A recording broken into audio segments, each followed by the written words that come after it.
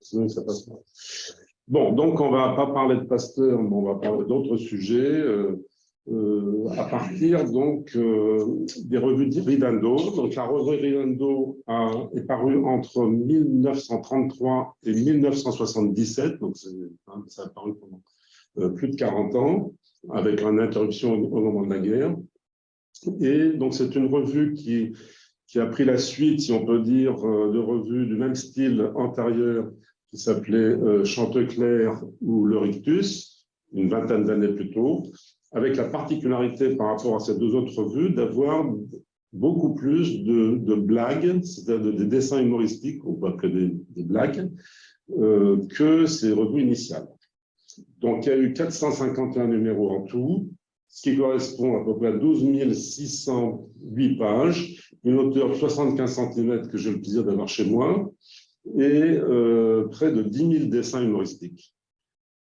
Alors, donc, à partir de cet outil, donc je me suis donné comme but de faire une recherche spécifique par rapport à la période d'avant-guerre. Donc, c'est les revues entre 1933 et 1940 qui pouvaient illustrer les pratiques médicales de l'époque, avec comme idée principale, c'est que, à partir des dessins humoristiques, que le caractère documentaire de l'humour était important, car l'humour n'est efficace qu'à la condition que le lecteur puisse le comprendre immédiatement à partir des connaissances partagées dans une époque donnée.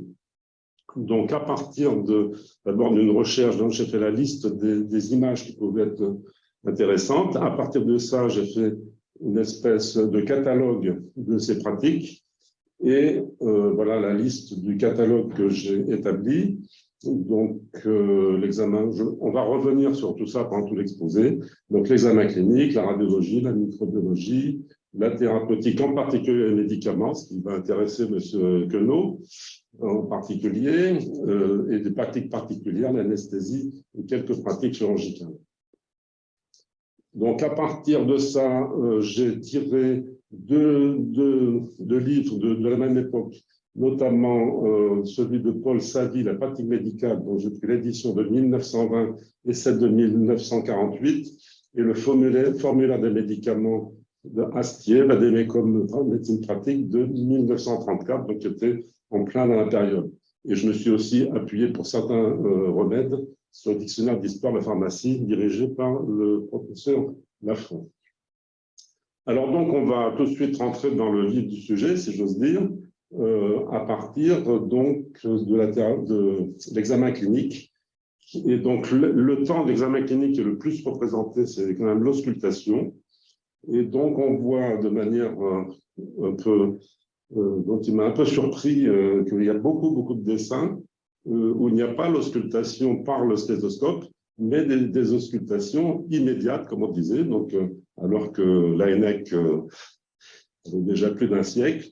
Donc, dans les pratiques courantes, en tout cas dans l'imaginaire de l'époque, il y avait encore des auscultations immédiates, comme on voit sur l'image de gauche. Donc là, on va voir quelques images humoristiques. Donc, j'entends un sifflement et le monsieur dit « ce doit être mon ver solitaire qui fait du solo ». Alors, on voit sur la deuxième image, alors là, un stéthoscope de type Laennec, beaucoup plus long d'ailleurs que les stéthoscopes originaux. Et donc, il n'y en a pas beaucoup représentés dans les images, mais on en a trouvé un. Donc, alors, docteur, dites-moi, êtes-vous inscrit aux assurances sociales? Non, vous avez tort, votre veuve aurait un petit pécule. C'est vrai que le personnage n'a pas très bonne mine. Alors, il y a un autre temps qui est représenté quelquefois, c'est la prise de température, et notamment les cônes de température, comme on voit à droite. C'est un malade qui tient une feuille dans sa main, qui est banquier, et il dit à la garde malade, si ça monte, encore d'un point, vendez. Donc la radioscopie, qui est aussi un temps, il y a pas mal il y a au moins une dizaine d'images que j'ai retrouvées. Donc il faut savoir que la radiographie a été découverte en 1895. La radioscopie elle-même est apparue que 2 ans plus tard. Et c'est notamment Antoine Béclair, l'hôpital Toulon, qui a utilisé la radioscopie. Donc on voit en haut à gauche, qui était une plaque à base de fluor. Et donc, c'est ce type d'appareil qui a fait que les radiologues de la première époque ont eu des radiodermites, voire des cancers à distance, parce qu'il n'y avait aucune précaution à l'époque. Cette radioscopie a été beaucoup utilisée jusque vers les années 1960, parce que quand j'étais généraliste, que je me suis installé en 1984 dans un cabinet de groupe, il y avait toujours un appareil qui n'était plus utilisé, mais qui était dans un local particulier.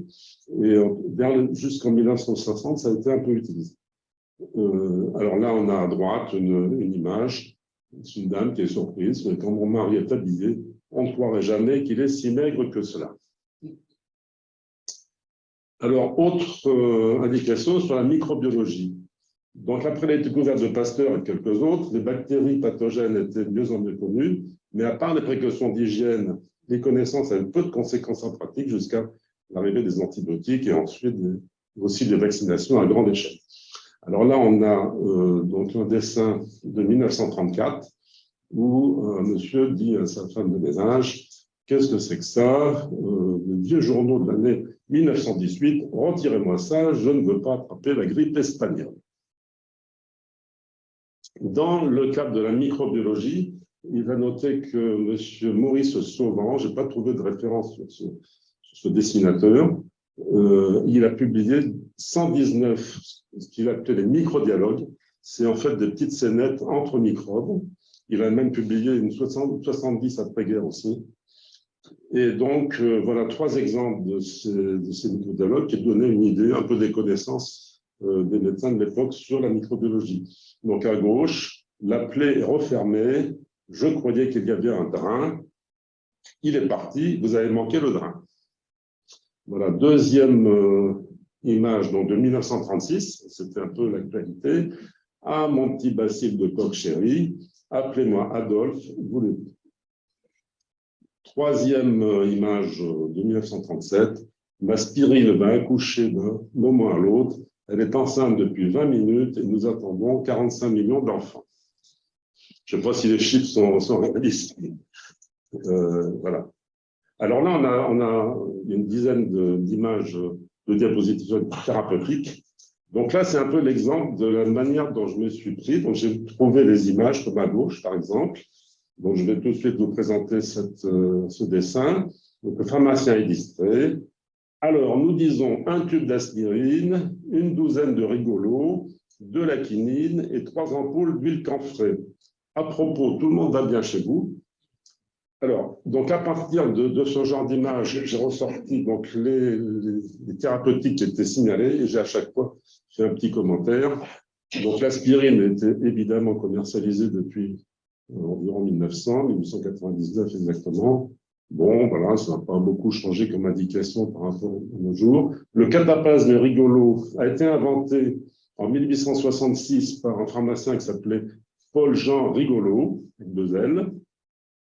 En fait, c'était ce qu'on appelait surtout le papier rigolo, qui est un cataplasme à base de farine de moutarde, que les gens mettaient sur la poitrine contre les pneumonies, pour les congestions. Voilà, un peu le même principe que les ventouses qu'on verra tout à l'heure.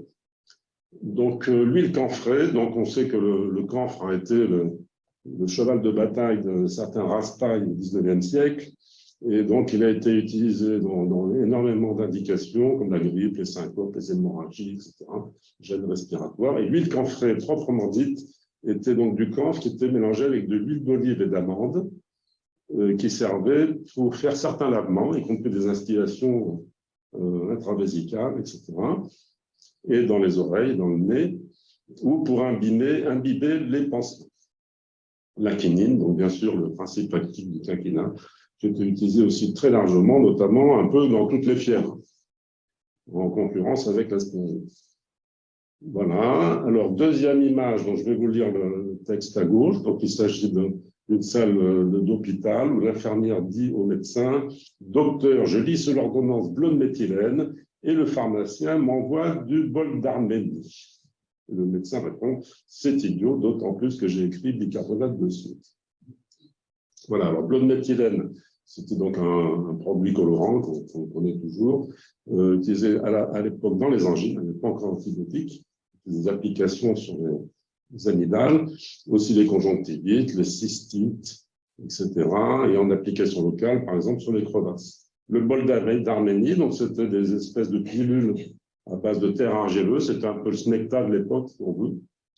Et le bicarbonate de soude, que tout le monde connaît évidemment, est utilisé, alors là, de manière très générale, dans le diabète, la goutte, la gravelle. Alors tout ça, c'est des indications des ouvrages de l'époque.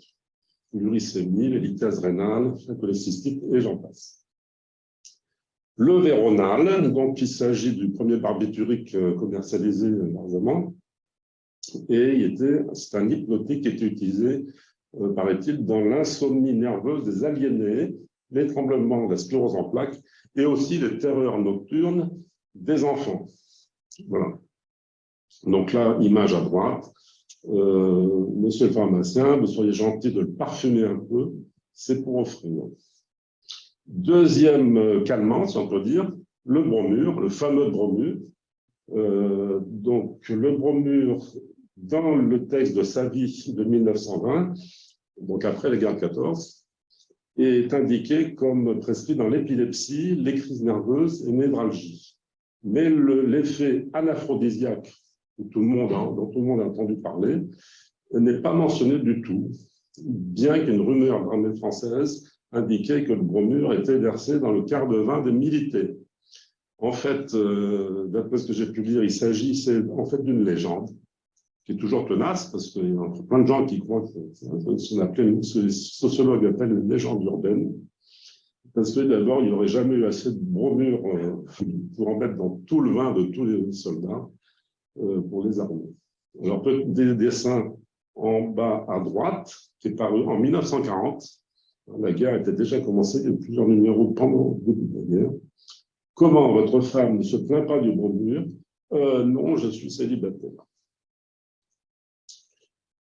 Quatrième, alors deux produits dont on entend toujours parler, parce qu'il y a beaucoup de gens qui ont des souvenirs de ça. Donc, l'huile de foie de morue, je passe les détails, c'est un remède traditionnel en Islande. Ça a apporté la vitamine A, la vitamine D, ça fait dans pas mal d'indications, notamment des trucs de la croissance, tout ça que un peu tous les enfants en ont eu plus ou moins. Et c'était pas toujours très bien supporté sur le plan digestif. En haut à droite, l'autre jour, j'ai eu envie d'huile de foie de morue, et il n'y a rien à faire pour en avoir. Donc, comment donne?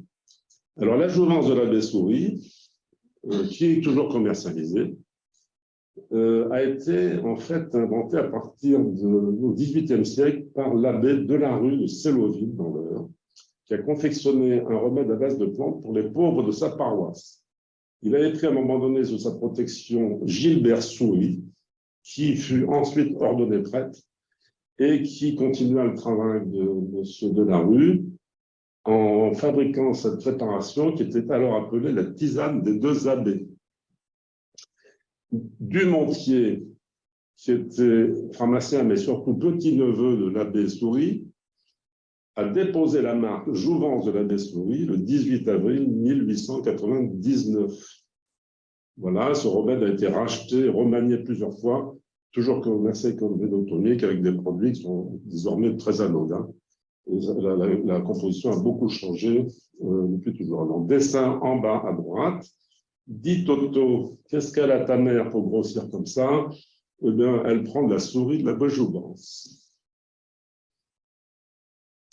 Alors là, donc, dans les thérapeutiques, les sangsues. Donc les sangsues, remèdes traditionnels. Et donc, au début du XXe siècle, étaient toujours utilisées. Elles s'employaient donc contre les points de côté, les péricardites, etc. Et surtout, finalement, la congestion cérébrale. Il y a très peu de personnes qui avaient une hyplégie sans avoir des sangsues, finalement, à cette époque-là. Et elles se plaçaient au niveau de la mastoïde.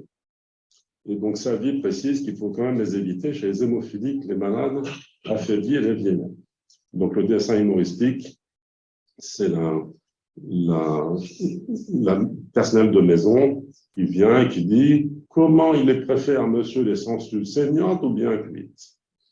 Voilà, donc on n'avait pas trop compris l'utilisation pratique. Donc, les ventouses, que certains ici ont peut-être connues personnellement, moi, je crois que c'était le cas quand j'étais petit, donc utilisées comme décongestionnant des voies respiratoires, donc c'est une idée un peu hippocratique d'attirer les humeurs extérieures. Donc là, un premier dessin en bas à gauche, donc un patient dans une salle d'hôpital. Donc c'est intéressant, il y a certains dessins où on voit les salles d'hôpital de l'époque avec tous les lits qui étaient alignés les uns à côté des autres. Et donc, enlevez-moi ça, bon sang, le Toubib a défendu les petits verres. Et en bas à droite, donc la femme qui dit à son mari, ça fait penser mon chéri qui m'a écrit un petit manteau de léopard pour cette hiver. Voilà. Alors là, on arrive à des techniques un peu qui n'existent plus, ou quasiment, je pense. Donc, les alimentations par voie rectale. Donc, selon Gaston Lyon, qui était un gastro-entérologue de l'époque, cette technique était indiquée en cas de cancer de l'estomac envahissant ou en cas d'ulcère d'estomac pour supprimer l'excitation de la muqueuse. Les principales substances qui pouvaient être absorbées, selon lui, par le gros intestin étaient l'eau, bien sûr, mais aussi des préparations à base d'œufs battus dans un bouillon salé ou dans du lait. Et quelques dessins évoquent cette technique dans les années 1930, mais on trouve là essentiellement du thé, du café, du bouillon. Par exemple, dans le dessin en bas à droite, donc c'est l'infirmière qui dit au malade, c'est du café au lait. Donc on voit la technique assez simple finalement. Et le patient répond, mais vous n'auriez pas un croissant avec. Alors, aussi technique un peu oubliée, mais qui a eu son heure de gloire, donc surtout dans les sanatoriums, donc inventé en 1880 par un médecin italien. Donc, il y avait un appareil pour faire des pneumothorax massifs avec affaissement complet du poumon pour traiter certaines tuberculoses pulmonaires.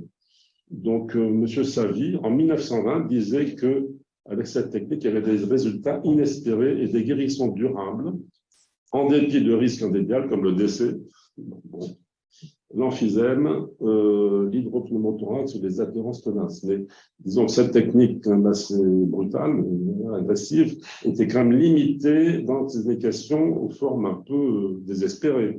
C'était les formes unilatérales graves de la tuberculose pneumonique. Et surtout si l'évolution était rapide, car on pouvait espérer qu'il n'y avait pas encore d'adhérence ancienne. Donc le dessin à droite de 1938, je vais d'abord faire un trou de quelques centimètres et vous ne sentirez rien ensuite quand j'enfoncerai l'aiguille. Donc on voit, ça c'était des dessins donc parus dans la revue, les médecins lisaient ça et pour eux ça paraissait d'actualité, quoi.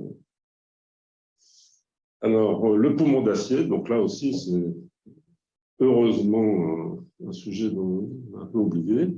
Donc, ça a été inventé en 1927. Le premier cas d'utilisation, c'est en 1928 à Boston, sur un enfant inconscient. L'amélioration spectaculaire de son état en quelques secondes fit beaucoup pour populariser son emploi. Au milieu du XXe siècle, il a permis d'éviter de nombreuses morts par asphyxie, notamment en cas de poliomyélite avec paralysie du diaphragme. Donc, on voit en haut à droite des salles entières de soins avec des poumons d'acier. Par exemple, en 1953, un appareil là, qui est toujours conservé dans un musée en Allemagne. Et donc, le dessin humoristique à droite. Qu'est-ce qu'on m'annonce? Le mécanisme du poumon d'acier est grippé. Et donc, il nous répond, mais ça ne sera rien, nous lui poserons des ventouses. Ben oui, logique. Alors, deux techniques un peu originales. Donc, la méthode Coué, donc on n'explique beaucoup de nos jours. Donc, le dessin, bon, soignez-vous bien avec méthode Coué. Vous n'avez qu'à dire, je vais bien, je vais bien. Oui, mais c'est que je mens si facilement. Bien entendu, c'est plus d'actualité, mais ça reste toujours dans le langage courant, notamment de manière péjorative pour les milieux politiques. Voilà. Alors, les dragées d'Hercule, donc ça, c'est un peu le Viagra de l'époque, si on peut dire. Donc, c'est un remède à base de cantaride, utilisé comme aphrodisiaque. C'était similaire aux pastilles de Richelieu, utilisées au XVIIIe siècle, notamment par le marquis de Sade. Il y a même un film en 1960, donc c'est quand même assez récent, qui s'appelait Les pilules d'Hercule, qui est paru avec Francis Blanche. Voilà, alors en bas à droite, les dragées d'Hercule, les sirops aphrodisiaques, les traitements électriques, rien n'y fait. Le médecin me dit, essayez donc les bains d'eau pétrifiante. Éther et chloroforme, je vais essayer de ne pas être trop long, mais j'arrive déjà à la fin. 2-3 minutes. Oui, ça va. Donc, éther et chloroforme. Donc d'abord, il y a eu le traitement par l'éther en 1886. Ensuite, le chloroforme a pris le relais, notamment après l'accouchement de la reine Victoria. Et au début du XXe siècle, donc, l'éther est revenu à la mode avec l'utilisation des masques d'anesthésie d'ombre d'âne. Donc, le dessin à droite, il n'y a plus de chloroforme. Voyez donc, s'il n'y a pas à la TSF quelques discours officiels. Alors, un autre type d'anesthésie, la rachianesthésie, ça c'est une découverte que j'ai faite, qui en fait est utilisée de manière coordonnée, avec un protocole au début du XXe siècle, notamment par Théodore Tuffier à la Riboisière. Et donc, voilà, par exemple, l'image, mes compliments, madame, puisqu'elle est réveillée, mes compliments, madame, vous avez un ravissant intérieur.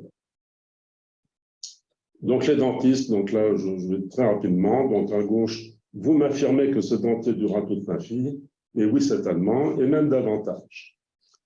Et à droite, de quel côté mangez-vous? Du côté de la gare Saint-Lazare. Voilà. Alors, les greffes de testicules de singe, donc ça, c'est un grand sujet vraiment ancien. Donc, je vais passer très rapidement. Donc, on sait que Serge Voronoff, donc en 1920, a fait la première greffe de testicules de singe à un homme de 45 ans. Cette tentative, comme les suivantes, sont considérées comme des succès. Bon, ça a amélioré le bien-être général et de temps en temps, une augmentation de la libido. Donc après, ça est passé de mode, surtout avec la fabrication de testostérone. Donc alors, dessin, monsieur, je vais vous greffer des glandes de singe. Pour me rendre plus fort? Non, pour vous rendre plus malin. Voilà, chirurgie esthétique, donc c'est la dernière diapositive, donc vous êtes dans le temps. Donc la chirurgie esthétique est surtout née en France avec le traitement des gueules cassées par le milieu militaire. Et avec l'invention à ce moment-là, des techniques sont toujours utilisées, notamment par M. Hippolyte Morestin en Val-de-Grâce. Certains de ses élèves développaient ensuite la chirurgie esthétique, on peut dire sur corps sain, qui sont des gars de guerre, au sens moderne, en particulier Raymond Passot, qui présenta en 1919 à l'Académie de médecine un travail sur le lifting facial et qui justifia en 1933 dans son livre Sculpteur du visage la chirurgie esthétique comme un traitement de certaines névroses et même de la prévention des suicides. Suzanne Noël, autre élève de Morestin, fut également pionnière en chirurgie esthétique. Donc là, il y a quelques images. On voit notamment les femmes en haut à droite qui rentrent en étant un peu éclopées et qui ressortent sous la forme de très belles jeunes filles, très minces. Et voilà. Et en bas à droite, donc c'est deux personnes qui discutent. Il y en a un qui dit « Tiens, c'est votre fille ?» Il dit « Non, c'est ma grand-mère. » Voilà. Alors, conclusion. Donc, la médecine d'avant-guerre, vue au travers des dessins de Ridando, pourrait nous sembler désuète. On regarde l'apparition dans la deuxième moitié du XXe siècle de la pénicilline, de l'euroleptique, des innombrables progrès en biologie, en imagerie, en thérapeutique. Mais cette médecine, qui date de moins d'un siècle, reste toujours présente dans l'imaginaire collectif, comme celle d'une époque où la relation médecin-malade avait bien plus de sens qu'aujourd'hui, et où l'humour avait encore toute sa place. Au-delà de la période d'avant-guerre, la revue Ridando, qui est parue jusqu'en 1977, apparaît comme un outil historico-médical intéressant et plaisant, permettant une approche originale de l'histoire de la médecine en France au XXe siècle. Je vous remercie de votre attention.